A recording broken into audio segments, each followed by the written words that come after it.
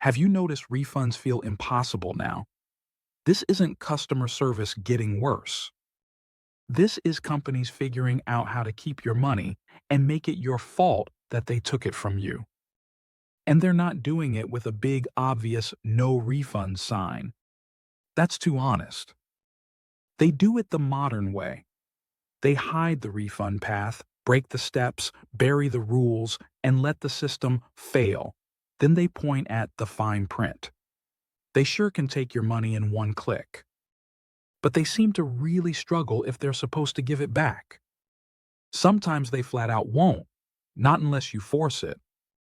And the reason they're willing to do this now is because returns are so big, they're basically a second economy. In the US, retail returns were about $743 billion last year, and projections put this year around $890 billion. That kind of money makes companies shameless. So here's what we're covering in this video. I'm going to show you how they rig refunds so they fail. I'm going to show you how to win. And I'm going to give you the nuclear option for when they refuse to play fair. You've seen the scam already. You just didn't call it a scam because we've been trained to call it support. You buy something. It's wrong, broken, late. Not what they sold you. You go to return it and suddenly the return button is gone like it never existed. The site pretends it doesn't understand what refund means. The portal glitches. The chat gives you a paragraph of nothing. You follow their instructions but end up in an endless loop that goes nowhere. That's not service. That's a containment system. They'll happily do it all day because your money stays with them. How they rig refunds so they fail. They hide the refund button. You go looking for refund. You get help center. You get order issues. You get contact us. You get chat. The real return portal is buried because buried equals fewer refunds. You're stuck arguing with ghosts. They build help pages that can't trigger a refund. You could read it for 3 hours and you still won't get your money back because those pages are designed to absorb complaints, not release cash. They make the portal fail. And don't tell me it's technical. These companies can take your money instantly. They can detect fraud instantly. They can track you across the internet. But the return portal can't verify your order? Funny how it's always convenient when it's time for you to pay.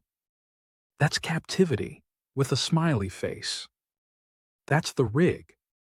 Now, let's talk about how you win. Not by writing a heartfelt essay to a chatbot.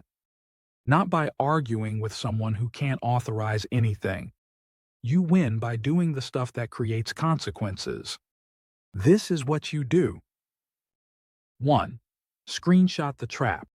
If the return portal errors, screenshot it.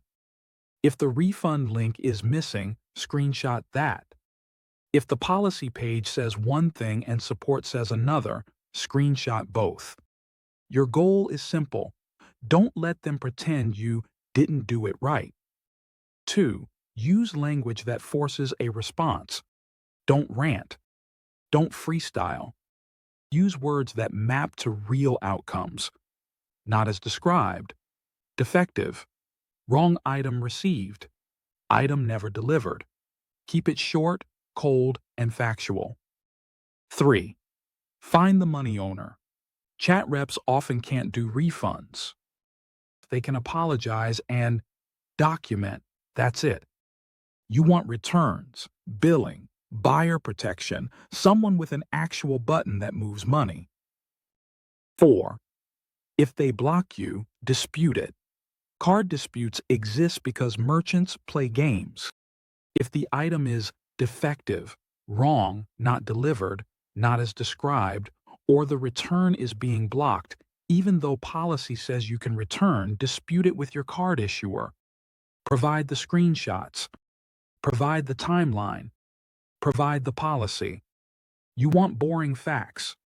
Merchants hate disputes because disputes create a trail and they can get hit with fees and ratios. That's why they try so hard to keep you trapped inside their internal support maze. 5. Don't accept store credit if you want cash. They'll offer credit because it keeps cash inside their system.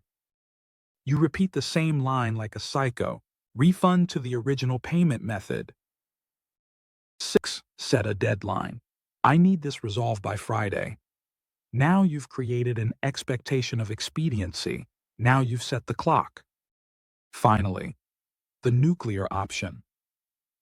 For when they refuse to play fair, when they still won't move, when they're clearly blocking a legitimate refund, hiding the path, breaking the portal, contradicting their own policy, this is where you stop playing support and you make it legal. You're going to file a complaint to the Attorney General's office in 2 states. Your state and the state where the business is located. Because that's where the legal risk lives. Companies can ignore a support ticket, but they don't love being in a government complaint database with screenshots attached. That's when things suddenly get routed to legal or compliance, because now there's real risk on their side. And you don't need to threaten like a Karen. You send one line, calm, with receipts behind it. If this isn't resolved by Friday, I'm filing Attorney General complaints in my state and in your state, with screenshots of the broken refund path and your posted policy. That line changes the room because it creates consequences. And that's the theme here. Refunds aren't about service, they're about consequences. When there are none, they keep the money. When there are, they suddenly find a way. So yeah, companies figured out how to keep your money and make it your fault. Now you know the counter. Screenshots. Cold language. Dispute if they block you. And if they still refuse? Attorney General complaints in both states. That's how you get your money back. Thank you for watching. This channel looks at how modern systems are designed, how control, incentives, and authority are embedded in everyday arrangements that are rarely described honestly. Understanding those systems doesn't reverse them, but it does restore awareness. I hope this helped you see what's really happening behind the fine print.